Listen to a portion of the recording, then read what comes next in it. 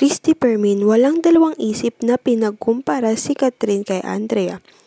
Grabe nga ang panlalait na natanggap ni Catherine sa tatlo. Halina't panoorin natin ang buong detalye. Grabe nga ikumpara ni Christopher Min at ang dalawa niya pang kasama sa bagong vlog nito, si Catherine Bernardo.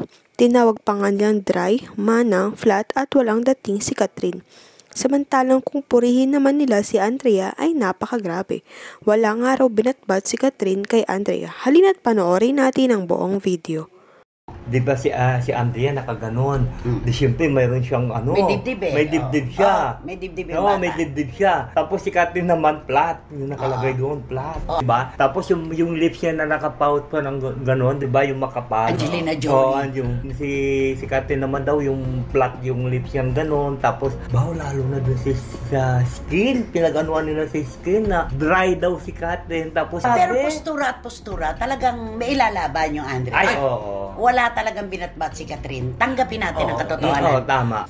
Sabihin ko, parang hindi ba nagbibihis? Yung parang ganon. Hindi nagbibihes? Oo, hindi. Ibig sabihin yung mga bihis niya kasi, yung para bang... Pare-pareho lang. Hindi, pang nanay o pang ganon. Manang. Pang manang. Oo, pang manang.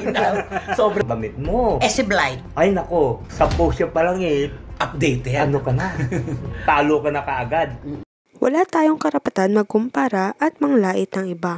Tayong lahat ay may kapintasan at hindi perpekto, kaya maling-mali talaga ang ginawa nila Christopher Min at ng iba pa niyang kasama. Di hamak naman na marami nang napatunayan sikat nang hindi na-issue sa iba't ibang lalaki. Marami na rin namang achievement si Blight na pinaghirapan niya kaya narating niya kung anong meron siya ngayon.